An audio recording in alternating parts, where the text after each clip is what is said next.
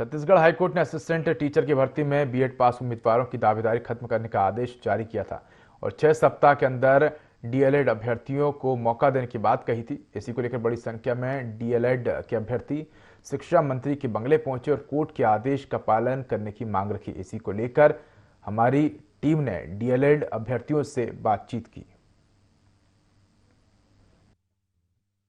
BEd और DEd के बीच में जिस तरह से लगातार संघर्ष देखने मिल रहा है, तो कहीं ना कहीं जो अभ्यर्थी हैं इसके वो आज शिक्षा मंत्री के बंगले पहुंचे हैं और यहाँ पर शिक्षा मंत्री से जो है उनकी मुलाकात जो है वो हो रही है। और कहीं ना कहीं अब इससे पहले भी कई बार वह यहाँ आ चुके हैं, आवेदन भी प्रस्तुत किए हैं उन्होंने अपने, और अपनी मांग भी शिक्षा मंत्री के समक्ष रखी। आज एक बार फिर से पहुंचे हैं, उन्हीं से जान लेते कि आखिर इस बार उनकी मांग क्या है। हमारी मांग वही है जो पिछले 8 महीने से करते आ रहे हैं, लगातार संघर्ष कर रहे हैं 8 महीने से। सुप्रीम कोर्ट का डिसीजन है, छत्तीसगढ़ हाई कोर्ट का डिसीजन है। सुप्रीम कोर्ट के निर्देशानुसार छत्तीसगढ़ हाई कोर्ट के अंतिम निर्णय के अधीन रहेगी और वो छत्तीसगढ़ हाई कोर्ट का अंतिम निर्णय 2 अप्रैल 2024 को आ गया, जिसमें साफ साफ उन्होंने कहा कि बीएड की जो नियुक्ति है वो पूरी तरह से अवैध है।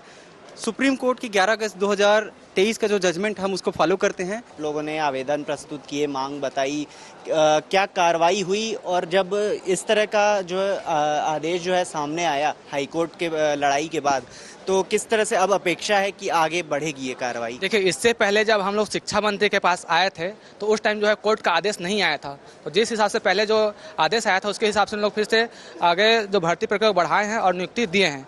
लेकिन 2 अप्रैल को कोर्ट का आदेश आ गया है और सरकार ने पहले भी हमको आश्वासन दिया था कि हम जैसे ही कोर्ट का आदेश आएगा, जो हमको कोर्ट डायरेक्शन देंगे हम उसके हिसाब से करेंगे। तो अब 2 अप्रैल को कोर्ट का आदेश आ गया है, सरकार को ये डायरेक्शन मिल गया है। अब सरकार से हम यही मांग करते हैं कि आप जो पहले आश्वासन हमको दिए थे आप उसके हिसाब से आप कार्यवाही करिए और हमको जो योग्य व्यक्ति उसको ज्वाइनिंग दीजिए।